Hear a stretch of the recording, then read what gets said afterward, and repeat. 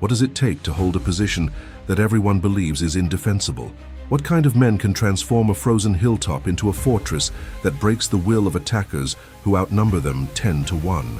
And what happens when arrogance meets desperation on a battlefield where every square meter of frozen ground is measured in blood? In December 1944, as the Battle of the Hürtgen Forest ground through its final agonizing weeks, American commanders faced a tactical nightmare named Hill 400. This barren elevation near Bergstein, Germany, dominated the surrounding terrain with such completeness that whoever controlled it controlled the entire sector. German forces had fortified it extensively, transforming what nature had made defensible into what military engineers believed was impregnable. Multiple American assaults had failed with horrific casualties, confirming what seemed obvious. Hill 400 could not be taken, and even if taken, could not be held. Then the 2nd Ranger Battalion received orders to do exactly that. 120 Rangers would assault the hill, take it from a numerically superior German force, and hold it against the inevitable counterattacks. German commanders, observing the small American force preparing to assault their fortress, responded with contempt bordering on amusement. They had watched larger and better equipped American units shatter themselves against Hill 400's defenses. These Rangers, they believed, were marching to their annihilation, and the only question was how quickly they would be destroyed. The Germans were wrong, catastrophically, devastatingly wrong. The Rangers took Hill 400 in a dawn assault that stunned observers on both sides. Then, as wave after wave of German counterattacks crashed against their positions, the Rangers held. For 40 hours, through artillery barrages that turned the hilltop into hell on earth, through infantry assaults by elite German units, through conditions that broke the will of men who had survived years of warfare, 120 Rangers transformed mockery into legend and German contempt into desperation. This is the story of that stand, of how courage and skill can overcome impossible odds, and of how the arrogance of assuming victory can transform into the bitter ash of catastrophic defeat. The Hürtgen Forest in December 1944 had earned a reputation as one of the most nightmarish battlefields of World War II. This densely wooded area along the German-Belgian border had consumed American units for months, chewing through divisions and accomplishing little of strategic value. Trees shattered by artillery created deadly splinters that killed as effectively as shrapnel. The forest canopy negated American air superiority. The terrain favored defenders who had spent months preparing positions, and the weather, cold, wet, and miserable, made every aspect of combat more difficult and more deadly. Within this larger nightmare, Hill 400 stood out as a particular horror. Rising to 400 meters above sea level near the town of Bergstein, the hill dominated the surrounding landscape. German artillery observers positioned on its summit could call down fire on any American movement in the valley below. The hill's elevation also provided clear fields of fire for machine guns and mortars, creating kill zones that attacking forces could not avoid. Taking Hill 400 was essential for any American advance in the sector, yet taking it seemed impossible. The strategic importance of Hill 400 extended beyond its immediate tactical advantages. The hill overlooked the Roa River Valley, where American forces were attempting to advance toward Germany's industrial heartland. German artillery observers on the hill could direct fire not just on attacking infantry, but on American supply lines, assembly areas, and artillery positions. As long as Germans controlled Hill 400, any American advance in the sector would be costly and potentially unsustainable. American commanders understood that the hill had to be taken, regardless of the casualties required. Previous American attempts to capture Hill 400 had demonstrated both the hill's defensive strength and the inadequacy of conventional assault tactics.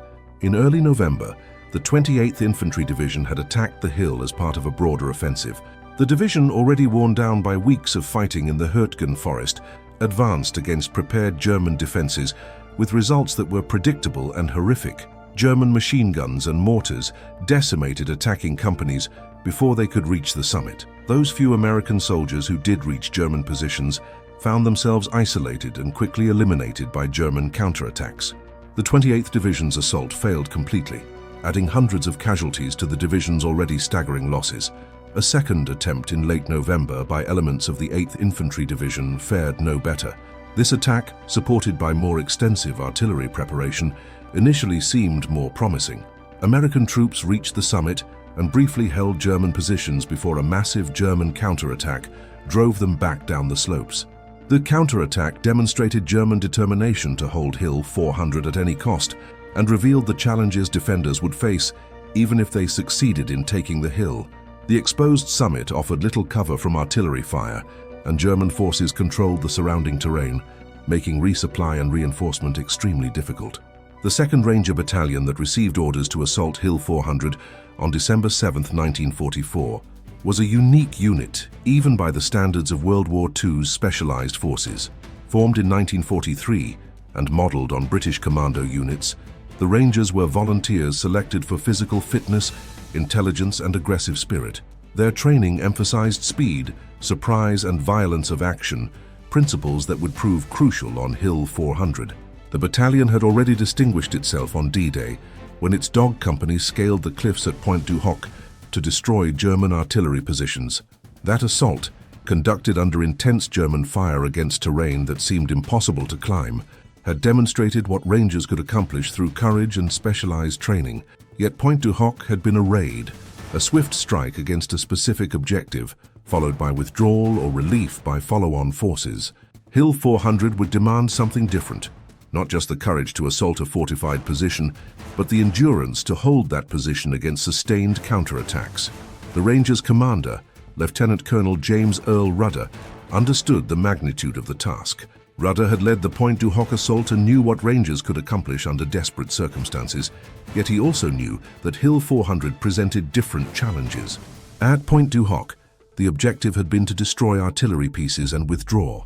At Hill 400, the objective was to take the hill and hold it indefinitely against determined German counterattacks. The Rangers would be exposed on an open hilltop with limited cover, surrounded by enemy forces, and dependent on supply lines that German artillery could interdict at will.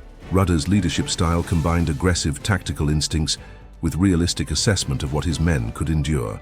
He did not sugarcoat the challenges Hill 400 presented, but he also expressed confidence that Rangers could accomplish what conventional forces could not. This combination of honesty and confidence helped prepare Rangers psychologically for what they would face. They understood the dangers, but also trusted that their training and their leaders had prepared them adequately for the challenge. The German forces defending Hill 400 came from the 272nd Volksgrenadier Division, supplemented by elements from various other units that had been fed into the Hürtgen Forest fighting.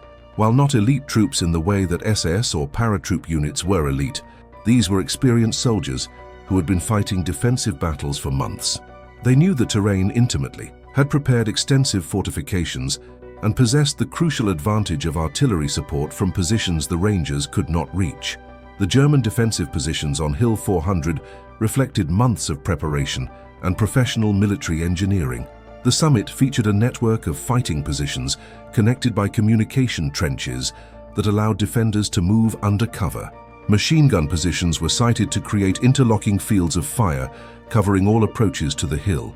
Mortar positions were positioned on the reverse slope where they would be protected from direct American fire but could still deliver fire on attacking forces.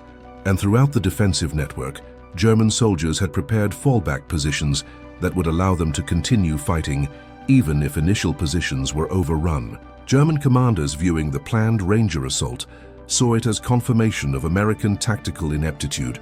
Previous American attacks in the Hürtgen Forest had been characterized by frontal assaults that played directly into German defensive strengths. The Germans had learned to survive American artillery bombardments in deep bunkers, then emerged to devastate attacking infantry with machine gun and mortar fire. This pattern had repeated itself so many times that German defenders had developed a routine: survive the preparatory bombardment, kill the attacking infantry, counterattack to retake any lost ground, and prepare for the next American attack. The assumption that the Rangers would follow this pattern was not unreasonable. American doctrine in 1944 emphasized firepower and attrition. The standard approach to a defended position was to bombard it with artillery, then send infantry forward to occupy the smoking ruins. When this approach failed, American commanders typically responded by increasing the artillery bombardment and sending more infantry. The idea that a small force of specialized infantry might succeed where larger conventional attacks had failed seemed to violate basic military logic. Yet this assumption overlooked crucial factors that would prove decisive. The Rangers were not ordinary infantry, and would not attack like ordinary infantry. Their training emphasized infiltration, close combat, and the kind of aggressive tactics that could overwhelm defenders before they could organize effective resistance. Moreover, the Rangers possessed a unit cohesion and fighting spirit that far exceeded normal infantry formations. These were volunteers who had trained together extensively and who trusted each other with their lives. This cohesion would prove essential when the battle reduced itself to small unit actions where individual courage and mutual trust meant the difference between holding and breaking. The terrain of Hill 400 itself combined defensive advantages with vulnerabilities that skilled attackers could exploit. The hill slopes were steep enough to provide defenders with excellent fields of fire, but not so steep that determined attackers could not ascend them. The summit was relatively open, having been cleared of vegetation by earlier fighting, which meant defenders had limited cover, but also meant that attacking Germans would have no concealment when they counterattacked. The hilltop was large enough to accommodate defensive positions, but small enough that every part of it was vulnerable to artillery fire. The weather conditions in early December added another layer of complexity to the tactical situation. Temperatures hovered around freezing, with occasional snow and persistent cold that made foxhole living miserable and created risks of frostbite and hypothermia. The ground was frozen hard enough to make digging extremely difficult, meaning that Rangers who took the hill would struggle to create adequate defensive positions quickly. Yet this same frozen ground would also limit the effectiveness of German artillery, as shells that hit frozen earth would not bury themselves before exploding, meaning that more shrapnel would be thrown into the air, where it could wound or kill exposed soldiers. The 2nd Ranger Battalion's journey to Hill 400 began in 1943, when the United States military decided to create specialized units modeled on British commando forces. The British had demonstrated that small, highly trained units could accomplish objectives that larger conventional forces could not, particularly in situations requiring speed, stealth, and aggressive action. American military leaders, impressed by these results, decided to form Ranger battalions that would combine American military culture with British commando techniques. The selection process for Rangers was deliberately rigorous, designed to identify soldiers who possessed not just physical fitness, but the mental toughness required for sustained combat under desperate circumstances. Volunteers underwent weeks of brutal training that weeded out those who lacked the necessary physical stamina or psychological resilience. The training emphasized physical conditioning, close combat, infiltration techniques, and rapid decision-making under stress. Rangers learned to move silently through difficult terrain, to assault fortified positions, and to function effectively in small units when separated from higher command. What distinguished Ranger training from ordinary infantry training was its emphasis on initiative and aggression. Standard infantry doctrine trained soldiers to follow orders and execute planned operations according to established procedures.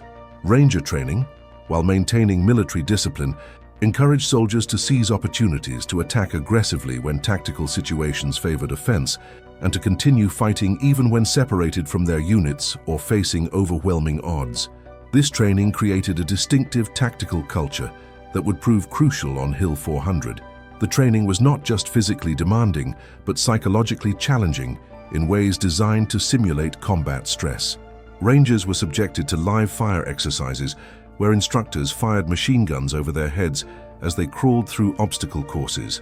They conducted forced marches, carrying heavy loads over distances that would have exhausted ordinary soldiers. They trained in close combat techniques that emphasized killing efficiently and without hesitation.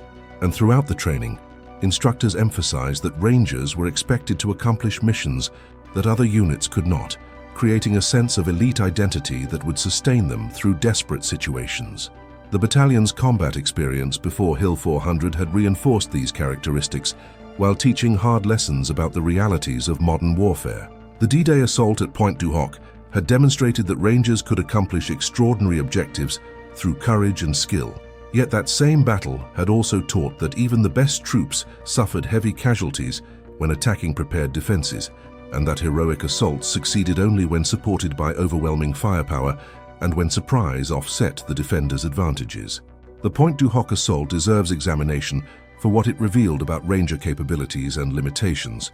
The cliff-scaling operation required physical courage that bordered on recklessness, climbing exposed rock faces under German machine gun fire while carrying combat loads demanded not just fitness but psychological resilience that allowed soldiers to continue climbing even as comrades fell from the cliffs. The Rangers who reached the summit found German positions less heavily manned than expected, allowing them to accomplish their mission of destroying artillery positions. Yet they also found themselves isolated on the cliff top, surrounded by German forces and dependent on reinforcements that were delayed by the chaos of the D-Day landings. The Rangers at Pointe du Hoc had held their position for 2 days against German counterattacks, demonstrating the same kind of defensive tenacity they would later show on Hill 400. Yet, the casualties had been severe. More than half the assault force had been killed or wounded. This experience taught Rangers that taking positions was only the beginning of the challenge, and that holding positions against determined counterattacks could be as difficult and as costly as the initial assault. The subsequent fighting in Normandy had exposed the Rangers to sustained combat against a determined enemy. Unlike raids where Rangers could strike quickly and withdraw, the Normandy campaign required continuous operations against German forces that were skilled, well-equipped, and fighting on familiar terrain. Rangers learned that courage and training were not sufficient by themselves, that victory required combining their aggressive tactics with careful planning, thorough reconnaissance, and coordination with supporting arms. By December 1944, the Rangers who would assault Hill 400 were combat veterans who understood both their capabilities and their limitations. They had seen friends killed and wounded. They had experienced the confusion of combat, where plans disintegrated under enemy fire, and where survival often depended on split-second decisions made without complete information. This experience had not diminished their aggressive spirit, but it had tempered it with realistic understanding of what could be accomplished and at what cost. The Rangers also understood that their reputation created expectations that could prove burdensome. They were known as elite troops, capable of accomplishing difficult missions, which meant that commanders sometimes assigned them objectives that were genuinely impossible or that required casualties disproportionate to the objective's value. Rangers took pride in their reputation, but also recognized that elite status meant they would be called upon to attempt things that ordinary units would not be asked to do. This created psychological pressure to succeed, even when success seemed unlikely, because failure would not just mean tactical defeat, but would diminish the unit's reputation and the identity that Rangers had built around being able to accomplish what others could not.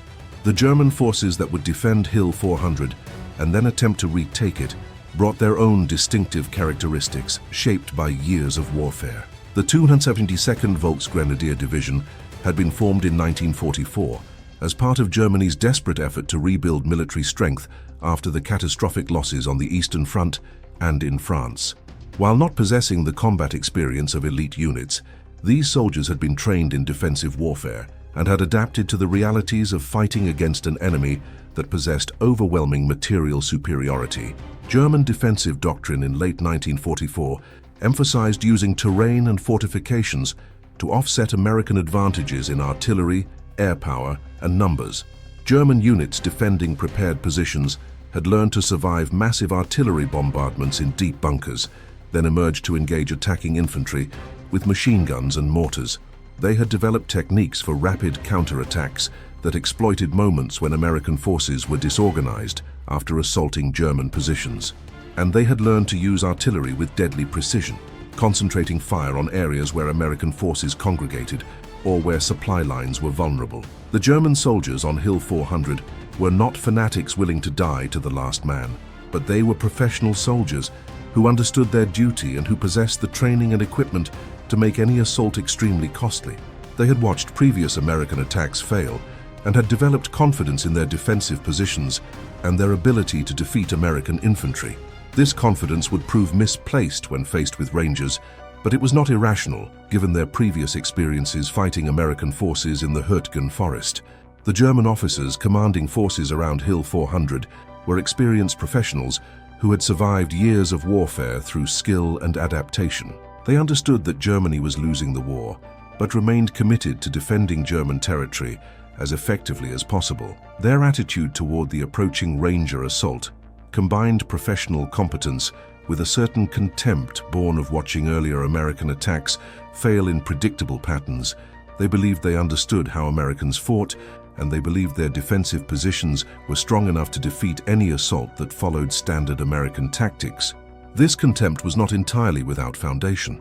Many American units in the Hürtgen Forest had indeed performed poorly, employing tactics that played directly into German strengths and suffering catastrophic casualties as a result. German officers had grown accustomed to watching American attacks develop according to predictable patterns that allowed German defenders to prepare appropriate responses. The idea that the Rangers might employ significantly different tactics or possess significantly higher fighting quality did not seriously occur to them until the battle had already begun. The intelligence picture that German commanders possessed about the Rangers was incomplete and misleading. They knew that a specialized American unit was preparing to assault Hill 400, but they did not fully understand what Rangers were or how they differed from ordinary American infantry. German intelligence had noted that Rangers had participated in the D-Day landings and had conducted various operations since then, but this information had not translated into accurate assessment of Ranger capabilities. The Germans understood that Rangers were supposed to be elite troops, but they had heard similar claims about other American units that had fought poorly when subjected to German defensive fire. The German mockery of the Ranger assault on Hill 400 reflected broader assumptions about warfare, numerical advantage, and the limits of courage in the face of superior firepower. These assumptions, deeply embedded in military thinking throughout history, held that small forces could not defeat larger ones when both sides possessed comparable weapons and training, that fortified positions were nearly invulnerable to frontal assault, and that casualties would inevitably break the will of attackers, regardless of their initial determination. These assumptions were not foolish or unreasonable. Military history provided countless examples of their validity. Small forces attacking prepared defenses typically suffered catastrophic casualties and failed to achieve their objectives. The advantages defenders enjoyed, cover, prepared fields of fire, artillery support, and the ability to reinforce threatened points, generally proved decisive against attackers who had to cross open ground under fire. The First World War had demonstrated with horrific clarity how machine guns and artillery could slaughter attacking infantry regardless of their courage or training. Yet these assumptions also contained blind spots that could prove fatal when attackers possessed certain qualities that historical examples had not adequately captured. The assumption that numbers would prove decisive overlooked situations where unit cohesion and training quality might offset numerical disadvantage.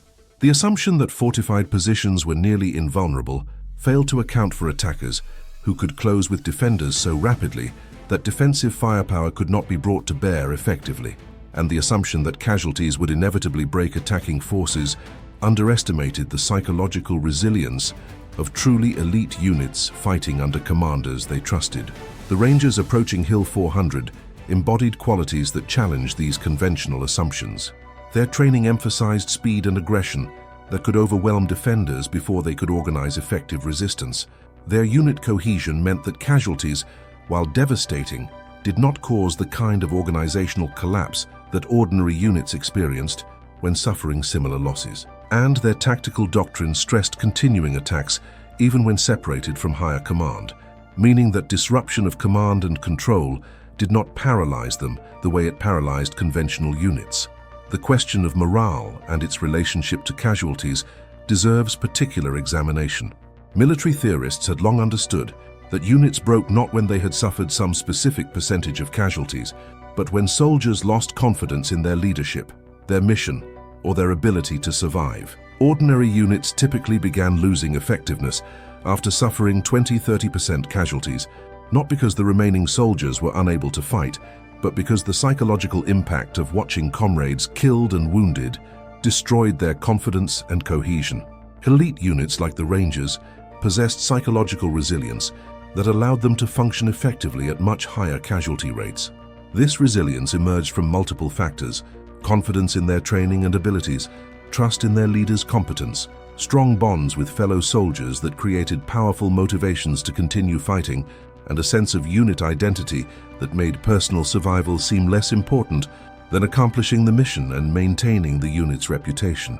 These factors did not make Rangers immune to fear or invulnerable to psychological breakdown, but they did allow the unit to maintain effectiveness under conditions that would shatter ordinary formations. The German assumption that the Rangers would break under sustained counterattacks also reflected a misunderstanding of how American units functioned when properly led and adequately supplied. German experiences fighting American forces in the Hürtgen Forest had demonstrated that many American units performed poorly when subjected to sustained combat in difficult conditions.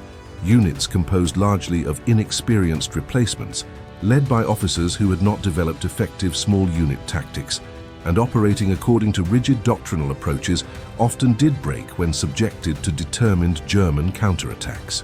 Yet the Rangers were not typical American infantry and would not fight like typical American infantry. They would fight more like German elite units, with initiative, flexibility, and sustained aggression even under desperate circumstances. German commanders who assumed American forces would behave according to patterns they had observed in previous battles were making the same mistake that American commanders often made when they assumed all German units would fight with the determination of SS troops. In reality, unit quality varied tremendously on both sides, and the Rangers represented the very top tier of American fighting capability. The tactical question of how to defend versus how to attack also divided German and American thinking in ways that would prove crucial. German defensive doctrine emphasized using firepower to stop attacks at a distance, surviving enemy bombardments in protected positions, and counterattacking rapidly to retake lost ground. This doctrine worked well against conventional attacks, where defending forces had time to organize their response. It worked poorly against attacks that closed with defenders so rapidly that machine guns could not be brought to bear effectively, and where attackers were skilled enough in close combat to overcome defenders in hand-to-hand fighting. American offensive doctrine, at least as practiced by Rangers, emphasized exactly this kind of rapid closure with the enemy. Rather than advancing slowly under covering fire, Rangers were trained to rush enemy positions once artillery preparation lifted, to overwhelm defensive positions through speed and violence rather than through superior firepower. This doctrine accepted higher casualties during the assault phase, but aimed to reduce total casualties by shortening the period when attackers were exposed to defensive fire. The question of terrain and its impact on combat also shaped both sides' expectations. Hill 400's open summit seemed to favor defenders who could direct machine gun and artillery fire against any attackers approaching or trying to hold the position. Yet this same openness would prove problematic for German counterattacks, which would have to cross the same open ground under fire from entrenched Rangers. The Germans assumed they could overwhelm Ranger positions through sheer weight of numbers, but they underestimated how deadly even a small force of expert riflemen could be when defending prepared positions with good fields of fire. The role of artillery in modern warfare created additional complexities that both sides understood but weighed differently. German commanders knew they could bring overwhelming artillery fire to bear on Hill 400's summit, making the position nearly untenable for defenders. Yet they also knew that American counter-battery fire and air observation made their artillery positions vulnerable, limiting how freely they could use their firepower advantage. Rangers understood they would face murderous artillery fire, but believed they could survive in hastily dug positions if they were properly dispersed and maintained discipline under bombardment. The psychological dimension of warfare also factored into both sides' calculations in ways that would prove crucial. German commanders believed that sustained artillery fire would break Ranger morale, even if it did not kill all defenders. They assumed that soldiers subjected to hours of intense bombardment would lose the will to fight effectively, making them vulnerable to infantry assault, even if they retained the physical capacity to resist. This assumption reflected German experiences on the Eastern Front, where sustained bombardments had indeed broken the will of defending forces and made them vulnerable to follow-on infantry attacks. Yet this assumption underestimated the Rangers' psychological preparation for exactly such situations. Ranger training had included exposure to intense, simulated combat stress designed to acclimate soldiers to the chaos and terror of actual combat. Rangers had been taught techniques for managing fear and maintaining effectiveness, even when subjected to intense psychological pressure. And perhaps most importantly, Rangers fought as part of tightly bonded small units, where social pressure to maintain performance before peers created powerful motivation to continue fighting even when individual soldiers felt overwhelmed by fear or stress. The question of leadership quality also divided the two forces in ways that would prove significant. The Ranger officers and non-commissioned officers had been selected not just for tactical competence, but for their ability to maintain unit cohesion and fighting effectiveness under desperate circumstances. They understood that their primary role was not to direct every tactical movement, but to maintain the will to fight when casualties mounted and when continued resistance seemed futile. This understanding of leadership as primarily psychological rather than tactical would prove essential on Hill 400. German leadership at the tactical level was competent but not exceptional.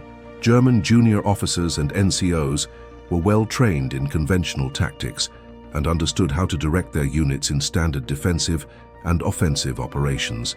Yet they had not been trained specifically for the kind of sustained small unit combat that would characterize the battle for Hill 400. Their doctrine emphasized following established procedures and coordinating with adjacent units, rather than the kind of flexible, aggressive tactics that Rangers employed. This difference in leadership philosophy would manifest itself repeatedly as the battle developed.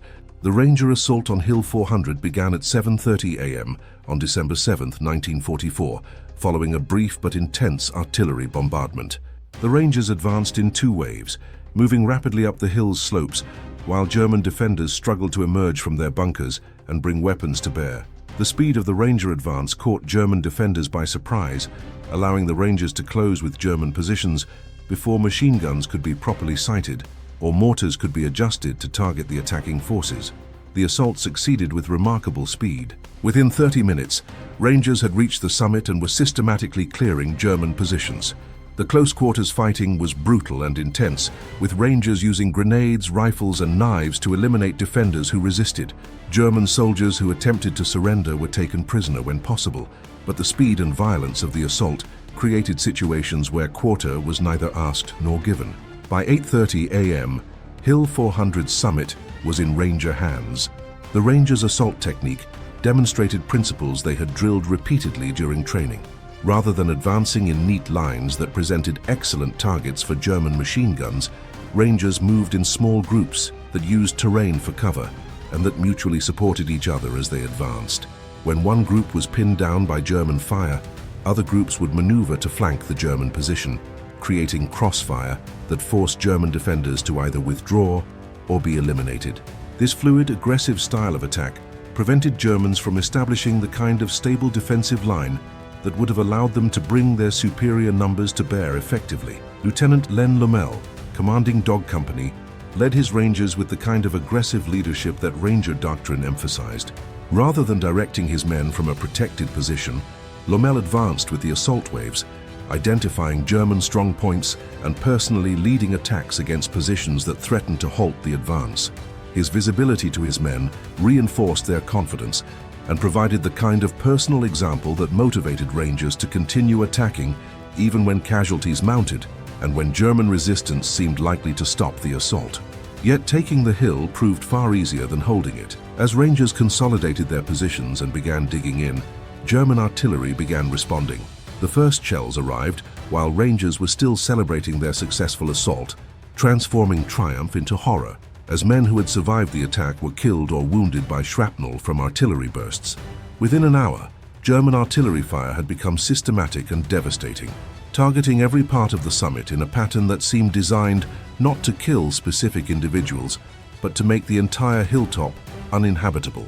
The Rangers' initial defensive preparations reflected training and experience that would prove crucial for survival. Rather than clustering together in obvious positions, Rangers dispersed across the hilltop, digging individual foxholes spaced far enough apart that a single artillery shell could not kill multiple men. They positioned automatic weapons to create overlapping fields of fire covering all approaches to the summit, and they established a command post in the most protected location available, though no part of the hilltop offered genuine protection from artillery fire. The digging itself presented enormous challenges. The ground was frozen hard, making progress with entrenching tools agonizingly slow. Rangers who had expected to create deep foxholes that would provide protection from artillery found themselves with shallow scrapes that offered minimal cover. Some Rangers broke German entrenching tools they had captured and used them along with American tools to make faster progress. Others used explosive charges to loosen frozen earth before digging. Every Ranger understood that the quality of his foxhole might determine whether he lived or died, creating powerful motivation to dig despite exhaustion from the assault and despite the continuing artillery fire.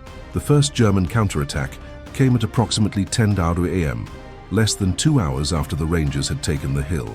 German infantry, supported by artillery fire that walked just ahead of their advance, pushed up the slopes from multiple directions. The attack was conventional in its approach, but executed with professional competence.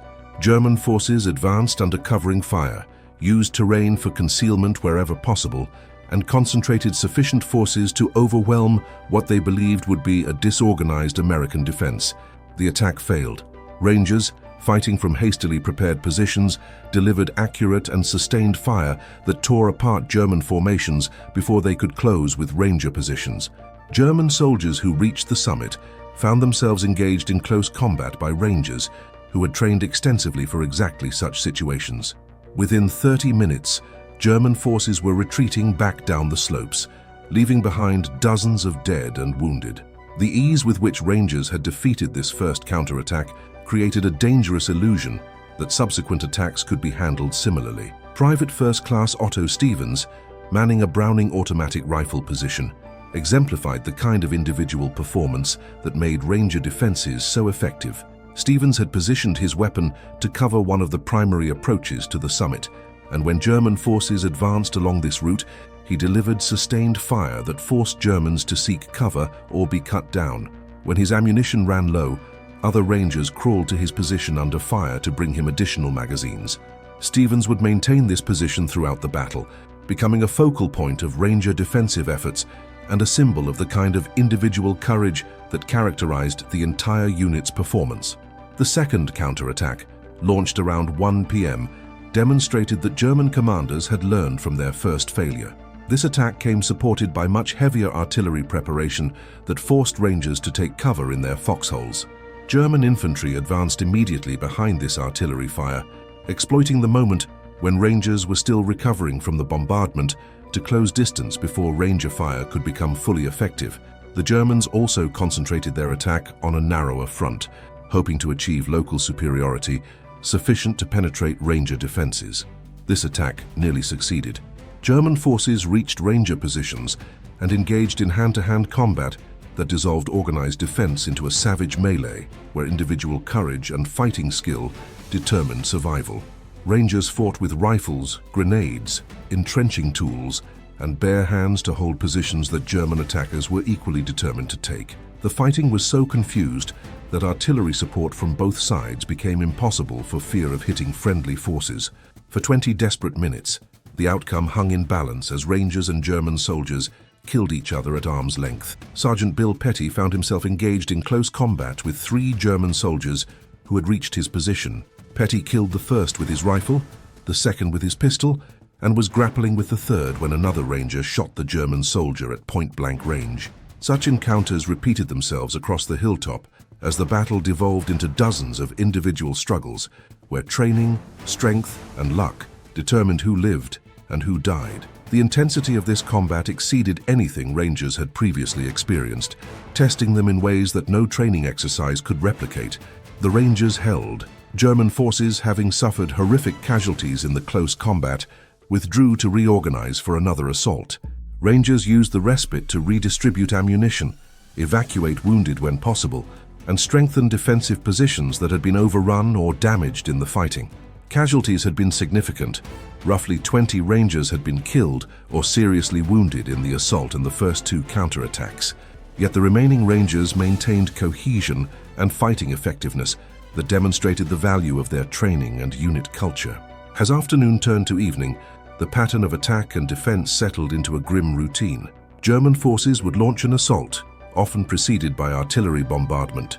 Rangers would respond with rifle and machine gun fire that inflicted heavy casualties on attacking forces. If German troops reached Ranger positions, brutal close combat would determine the outcome. Eventually, German forces would withdraw, and Rangers would use whatever time they had before the next attack to improve their positions and redistribute ammunition and supplies. The psychological toll of this sustained combat exceeded anything Rangers had previously experienced. Being under continuous artillery fire created stress that eroded mental resilience even among the toughest soldiers. The constant explosions, the dirt and debris thrown into the air, the screams of wounded men and the random nature of death created an environment that felt designed to break human will. Rangers could not predict when shells would land or whether the next explosion would be the one that killed them. This uncertainty was as exhausting as the physical demands of combat. Rangers dealt with this stress through various coping mechanisms that reflected both training and personality. Some focused intensely on immediate tactical tasks, maintaining their weapons, watching their assigned sectors, communicating with nearby rangers. This focus on the immediate and controllable helped them avoid dwelling on the broader situation or on the possibility of death. Others used dark humor, making jokes about the German artillery or about their own situation that acknowledged fear while simultaneously denying its power to paralyze them. Still others retreated into a kind of fatalistic acceptance, deciding that they would either survive or not, and that worrying about it served no purpose. The unit cohesion that had been built through training and previous combat experience proved essential for maintaining fighting effectiveness under these conditions. Rangers fought not just for abstract concepts like duty or victory, but for the men around them, friends who depended on them and who they depended on in turn. The social bonds within the unit created powerful motivation to continue fighting, even when individual soldiers felt overwhelmed by fear or exhaustion. No ranger wanted to be the one who failed his comrades, and this social pressure sustained effort even when individual willpower faltered. The question of supplies became critical as the battle continued. Rangers had advanced with limited ammunition, expecting to be resupplied once the hill was secure. Yet, German artillery made resupply extremely dangerous. Attempts to bring ammunition and water up to the hilltop during daylight resulted in casualties among supply personnel and loss of precious materiel to artillery fire. Rangers began rationing ammunition carefully, making every shot count, and prioritizing targets that posed the most immediate threat. Staff Sergeant Robert Edlin organized ammunition redistribution efforts that proved crucial for maintaining defensive effectiveness.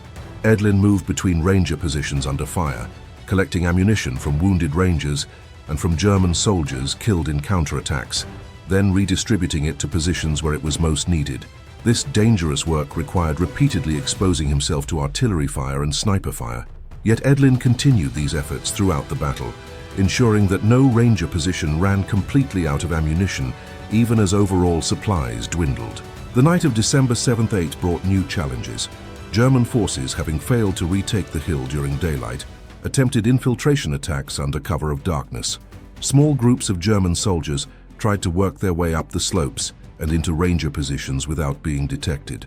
Rangers responded by establishing listening posts forward of their main defensive line and by maintaining careful watch, despite exhaustion that made staying awake a test of willpower. The darkness created disorienting conditions where distinguishing friend from foe became nearly impossible. Rangers had to rely on sound to detect German infiltrators, listening for movement or German voices that would reveal enemy positions. They established password challenges that allowed them to identify friendly troops in the darkness, though the system was imperfect and occasionally resulted in rangers firing on each other when communication broke down or when exhaustion made soldiers slow to respond to challenges. Several German infiltration attempts were detected and repulsed, though in the darkness it was often impossible to determine how many attackers had been killed or how many had escaped. The constant vigilance required to maintain security through the night was mentally exhausting, adding to the cumulative stress that was gradually wearing down even the toughest rangers.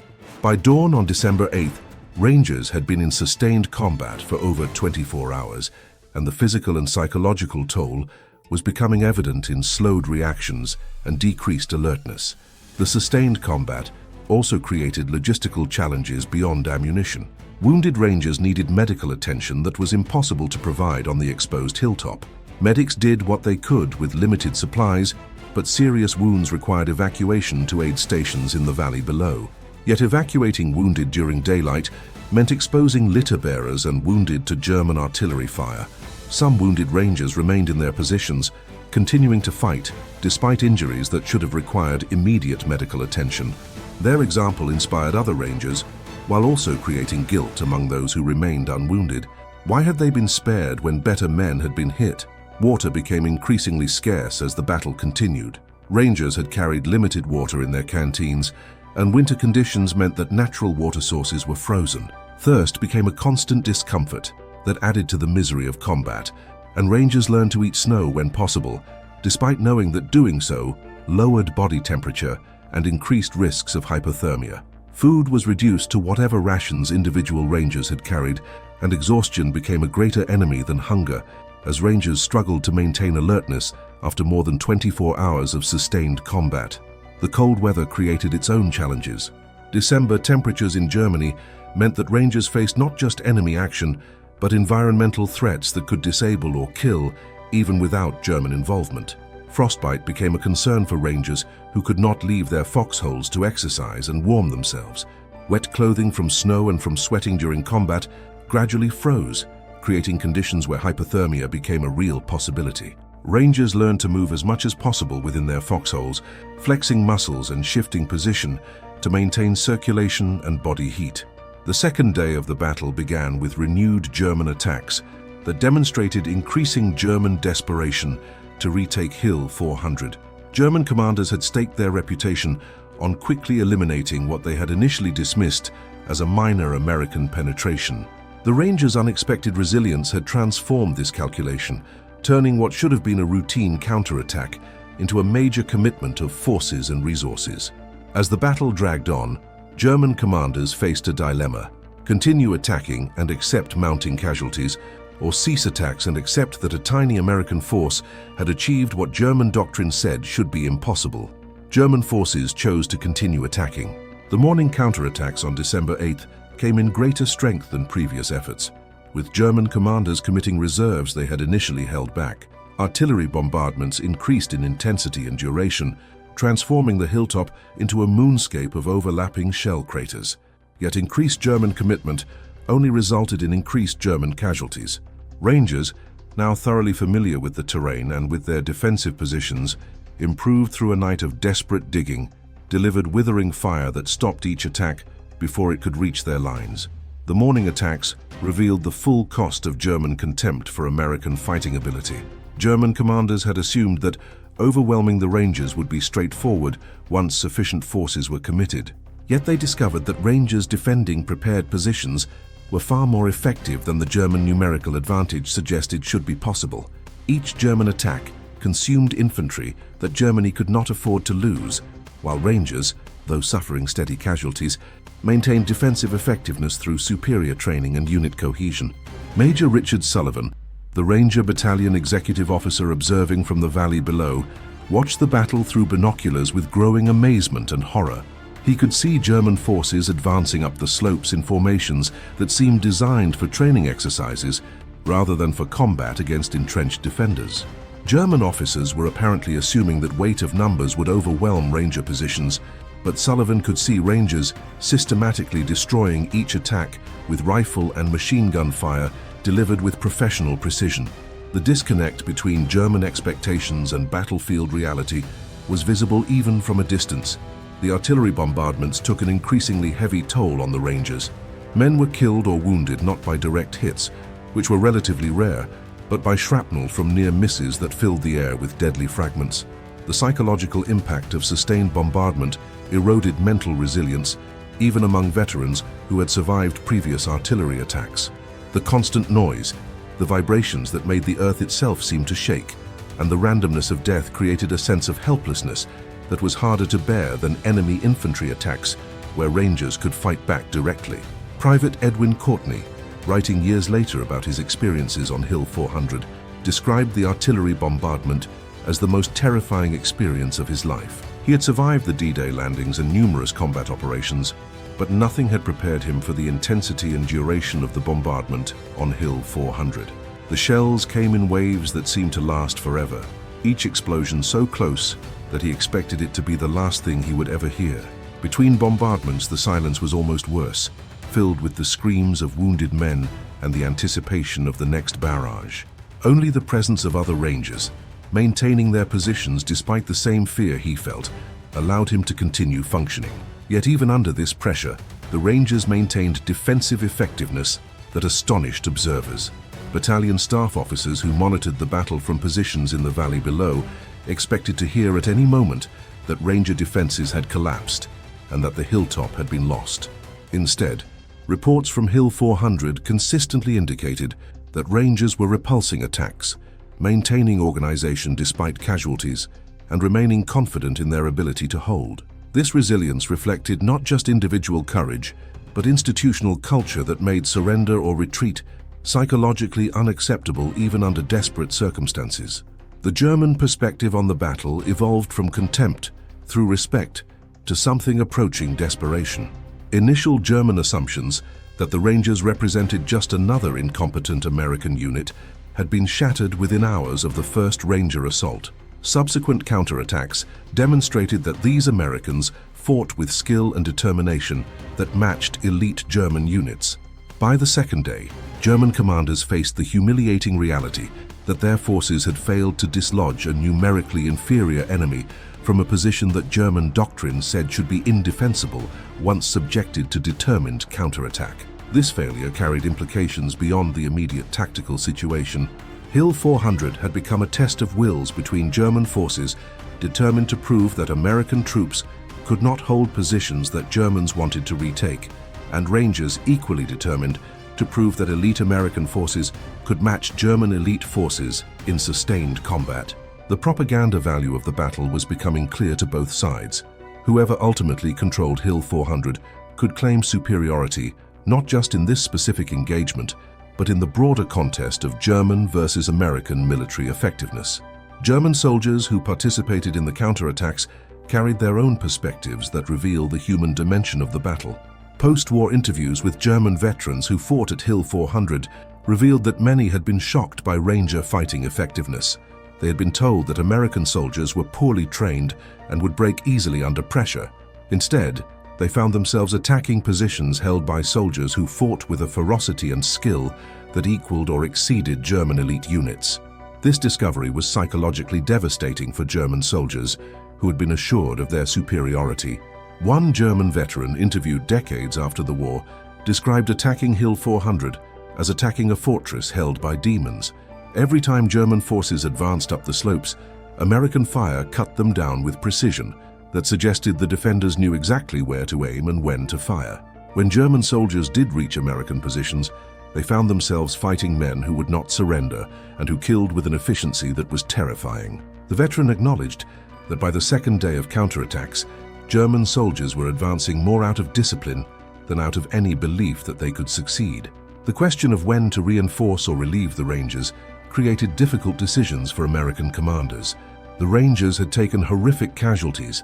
By the second day, roughly half of the original assault force had been killed or seriously wounded. Yet the survivors maintained fighting effectiveness and showed no signs of losing cohesion. Reinforcing them would require sending additional forces across terrain dominated by German artillery, risking heavy casualties among reinforcements for uncertain benefit. Yet allowing the Rangers to continue fighting without relief guaranteed additional Ranger casualties and risked losing the position if remaining Rangers were finally overwhelmed. Lieutenant Colonel Rudder, commanding from a position where he could observe the battle, faced the most difficult decision of his command career.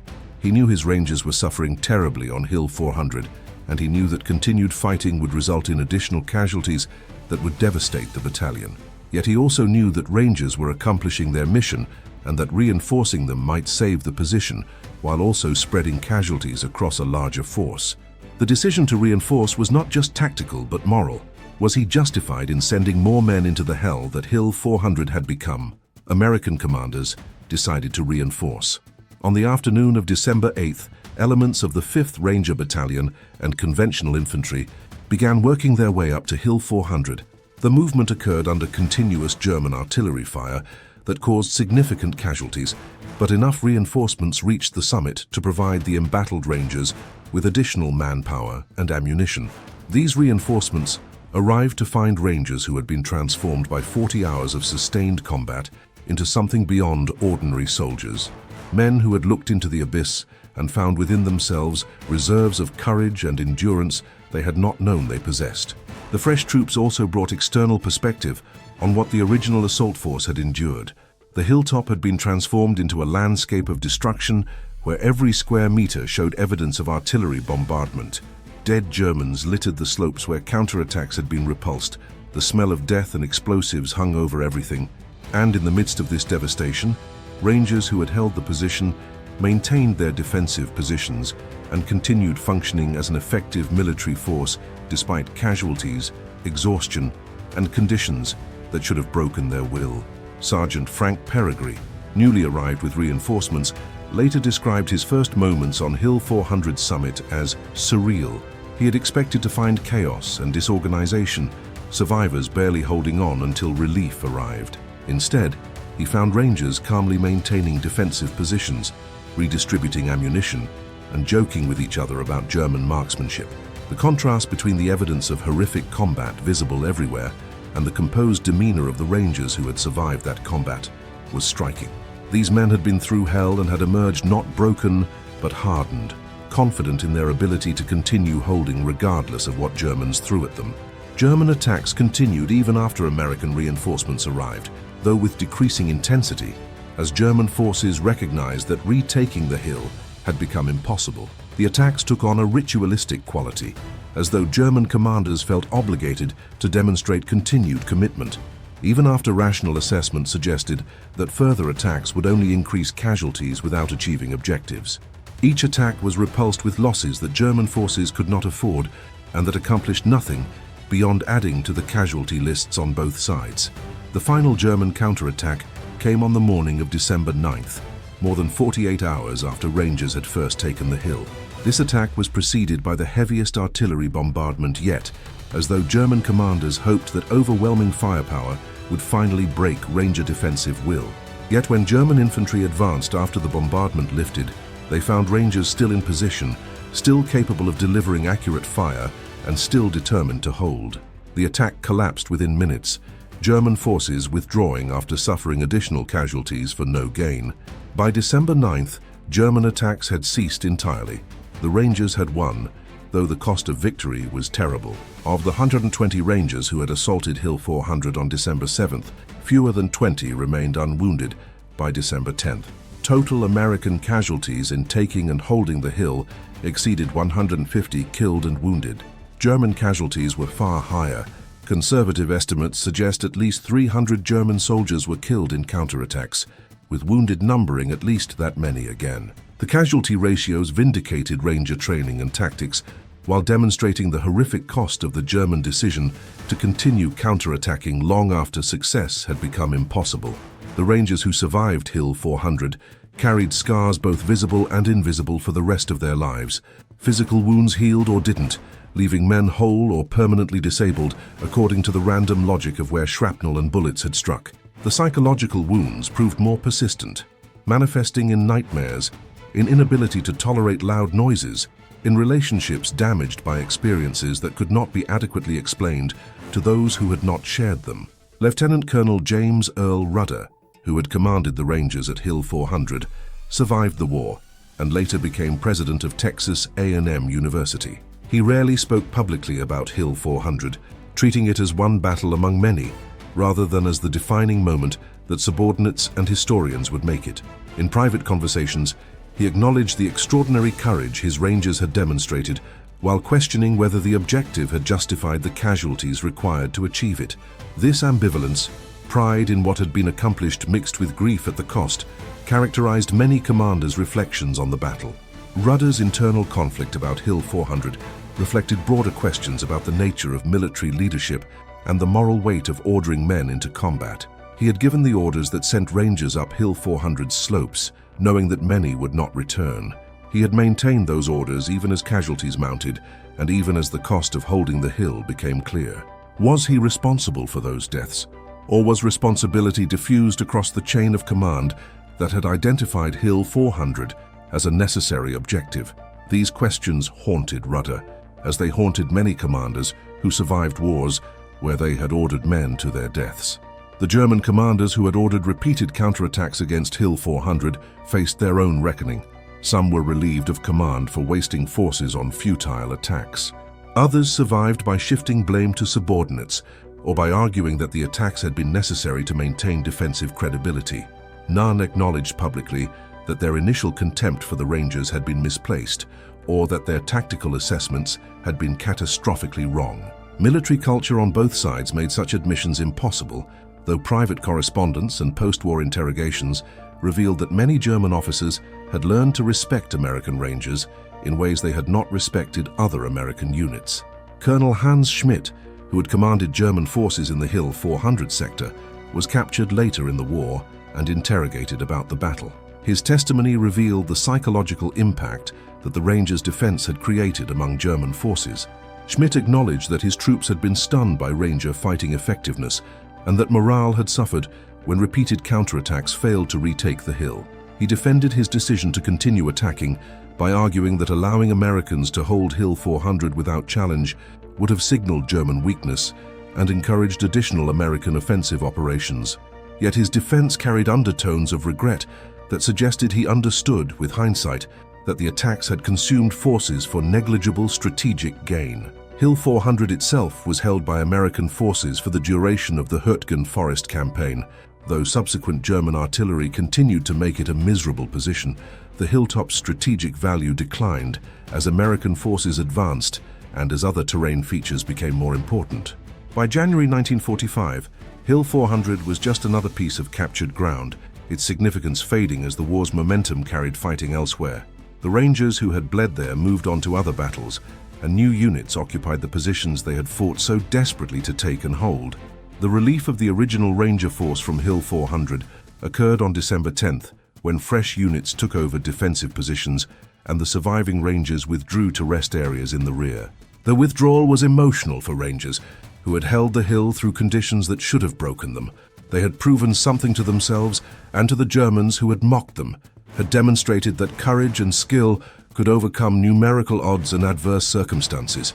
Yet this pride was mixed with grief for comrades who had not survived, and with guilt that they had lived while better men had died. Private Hermann Stein, one of the 20 Rangers who remained unwounded after 3 days on Hill 400, described the withdrawal as simultaneously liberating and heartbreaking. He was relieved to leave the hilltop that had become synonymous with horror, yet he felt he was abandoning the positions that his dead comrades had defended with their lives. Walking down the slopes past the bodies of German soldiers killed in counterattacks, Stein experienced complex emotions that combined triumph at having survived with sorrow at the cost, and with a kind of numbness that made the whole experience feel unreal. Today, Hill 400 is a quiet place. The forest has reclaimed much of the terrain, though careful observers can still find traces of the battle. Shell craters overgrown with vegetation, fragments of metal gradually being absorbed by the earth, occasional discoveries of munitions that remained dangerous decades after they were fired. German and American veterans occasionally visited in the years after the war, though their numbers diminished with each passing year as time accomplished what artillery and bullets could not. A monument now stands on Hill 400's summit, commemorating both the Rangers who took and held the hill and the German soldiers who died trying to retake it. The monument's existence reflects changing attitudes toward warfare and toward former enemies.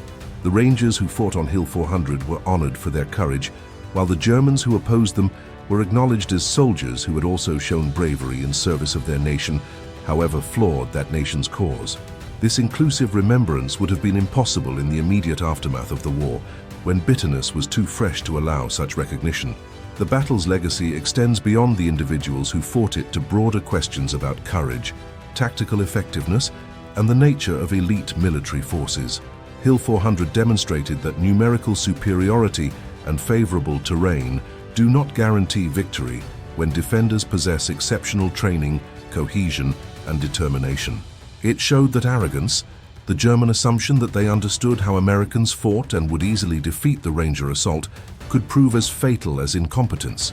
And it proved that in warfare, as in other human endeavors, there are occasionally individuals and units that transcend normal limitations and accomplish what rational analysis suggests should be impossible. Yet the battle also demonstrated the brutal mathematics of attrition warfare. The Rangers held Hill 400, but at a cost that made the victory pyrrhic from an individual perspective, even as it was significant from a tactical one. The question of whether any terrain feature justifies casualties of the magnitude suffered on Hill 400 admits no easy answer. Commanders must weigh tactical advantages against human costs in calculus that reduces individual lives to numbers on casualty reports. The Rangers who fought on Hill 400 became data points in this calculus, though they remained human beings to themselves and to those who knew them.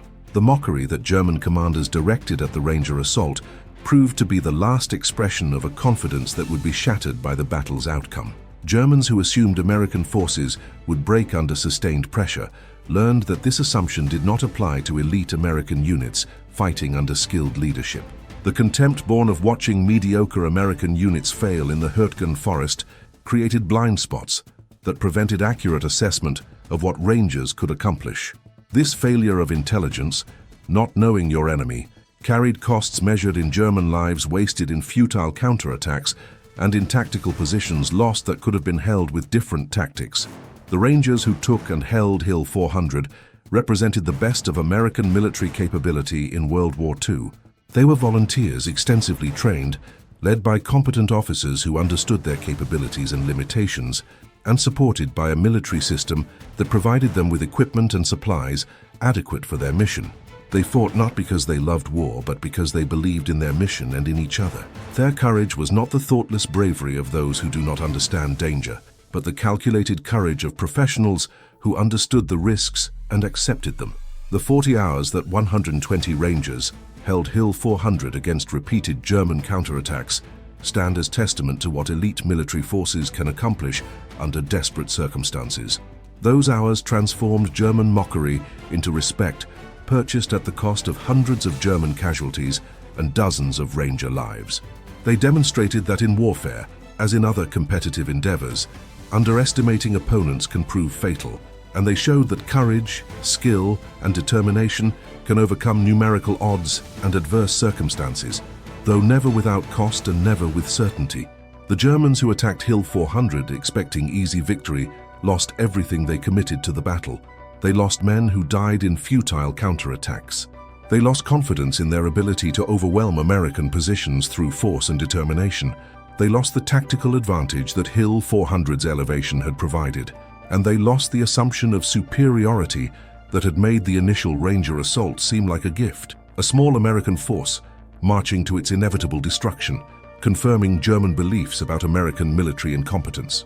Instead, those 120 Rangers delivered a lesson about military effectiveness that contradicted German assumptions and validated Ranger training and doctrine. They proved that small elite forces, properly trained and led, could accomplish objectives that larger conventional forces could not. They demonstrated that defensive positions, no matter how strong, could be taken if attackers possessed sufficient skill and courage. And they showed that once taken, those positions could be held against numerically superior forces if defenders maintained cohesion and continued fighting through conditions that would break ordinary units. The price of these lessons was measured in young men who died on a frozen German hilltop in December 1944. Rangers who had volunteered for elite service, who had survived brutal training and earlier combat operations, who had families waiting for them and futures they would never live to experience. German soldiers who had been defending their homeland, who believed they were fighting for something meaningful, who died in attacks ordered by commanders whose arrogance prevented them from recognizing that continued attacks had become futile. All of them became casualties, not just of combat, but of decisions made by leaders who weighed human lives against tactical objectives in arithmetic that reduced individuals to acceptable losses. Hill 400 stands in memory as a place where courage was tested and proven, where arrogance met reality with devastating consequences, where ordinary men accomplished extraordinary things at extraordinary cost. The Rangers who fought there deserve to be remembered, not just for what they accomplished, but for what they endured and what they sacrificed. The Germans who attacked them deserve to be remembered not with mockery, but with recognition that they too showed courage in attacking positions that consumed their lives, in service of objectives their commanders had determined were important. In the end, Hill 400 was just one battle in a war filled with battles, important to those who fought there but insignificant in the war's ultimate outcome. Yet for those 120 Rangers and the German soldiers who tried to drive them from that frozen hilltop, it was the defining experience of their lives, the moment when everything they were and everything they believed was tested under conditions that admitted no compromise and offered no second chances. They faced that test, Rangers and Germans alike, with courage that transcends the particular causes for which they fought and that commands respect across the decades that separate their time from ours. The mockery ended, the legend began, and the lesson remains. Never underestimate warriors who have chosen to stand and fight, never assume that numerical superiority guarantees victory, and never forget that in warfare, as in all human endeavors, there are occasionally individuals who transcend what we believe to be possible, and who accomplish through courage and skill what rational analysis suggests cannot be done. Hill 400 was where German contempt met Ranger determination, where arrogance confronted competence, and where 120 Americans taught an enemy that had mocked them what it meant to face warriors who would never quit, never surrender, and never accept that a position they held could be taken from them regardless of the odds or the cost.